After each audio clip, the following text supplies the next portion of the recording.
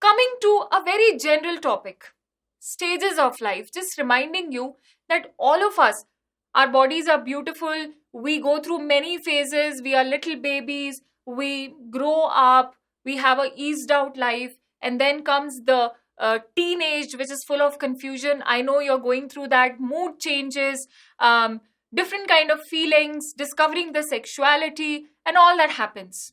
Then a female enters the motherhood, which we saw how it is so sensitive, so precious, and the body is well designed for that.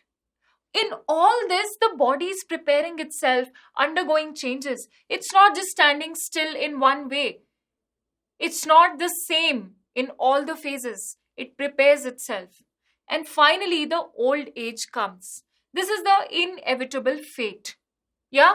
And like I said, every phase or every stage, like I am constantly thinking about what to teach you in the class, how to make it easier for you. This is one stage of life. So our thoughts also change with the stages of life. You all are going through the teenage years. One day you want to be something, one day you want to be something else. You are sometimes confused about what to do, what not to do. Yes? So all these stages of life, puberty, the transition that happens is governed by hormones. Our thoughts are also governed to some extent by hormones. Our physical changes also are governed, our functional changes are also governed by hormones. So, what are the hormones regulating the transitions or changes in a female's body? Very, very important.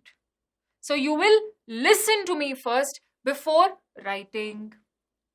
Now, you know that the major gland, we saw that in male reproductive system also, is the pituitary gland. Pituitary gland is going to secrete at the time of puberty. At the time of puberty, pituitary gland is going to secrete follicle stimulating hormone. This follicle, because ovary, we'll be talking about oogenesis and spermatogenesis in our upcoming sessions. And you will come across the term, the stages, follicles. Both spermatogenesis and oogenesis. FSH, it is the follicle stimulating hormone in both the cases, which will stimulate the gamete formation, egg formation, or let's call it, we promise to call it ovum.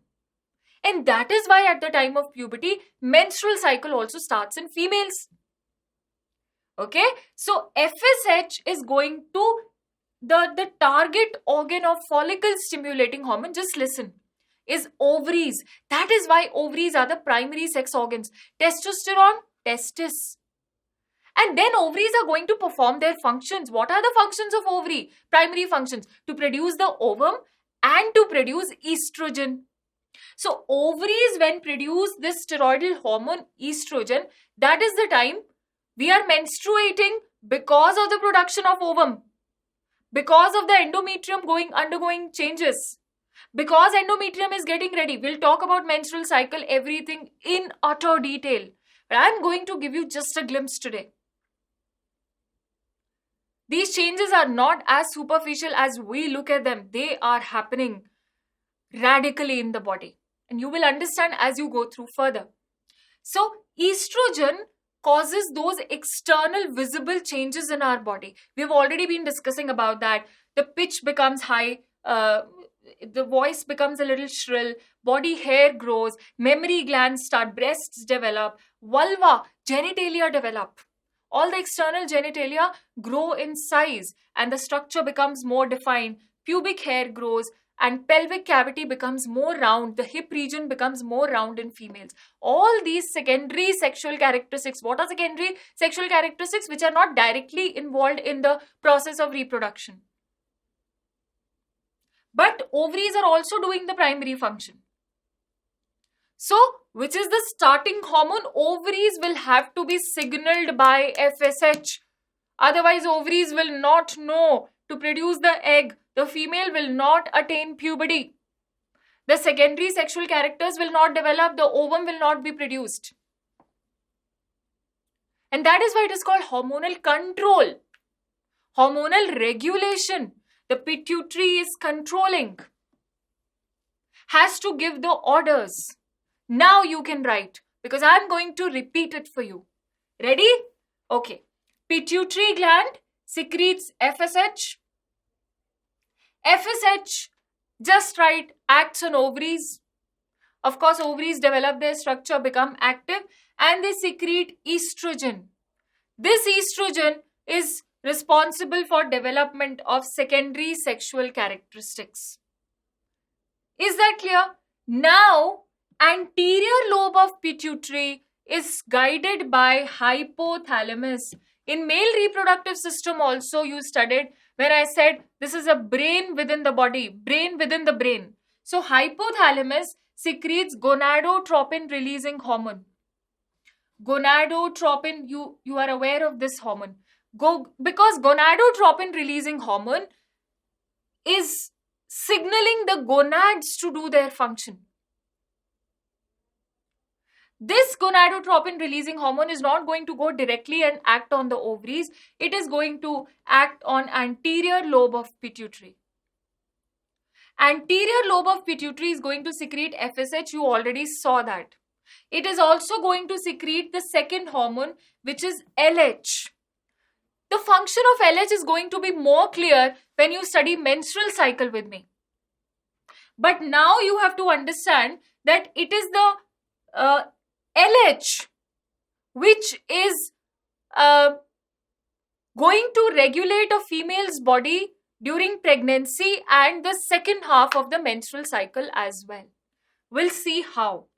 First of all, FSH, follicle stimulating hormone, is going to act on the follicles within the ovary, and certain stages of oogenesis will start. We'll speak about this in detail in our next class. And finally, these ovaries will produce the ovum. But there is the LH also acts on the ovary, and progesterone or the pregnancy hormone is produced. Listen to me carefully, which gives a negative feedback to hypothalamus. Extremely important. Listen to me. Seems all bulky, huh? Listen. A female's body doesn't have to produce egg all the time. A female's body has to be ready. In class 10th, okay, I'm going to speak a little bit about menstrual cycle. You know the ovulation period. You know the bleeding period, not bleeding time. So, the phases of the menstrual cycle are associated with changes in the uterus, the uterine wall. So, progesterone has to stop the activity of FSH, which is stimulating the ovaries to produce the ovum.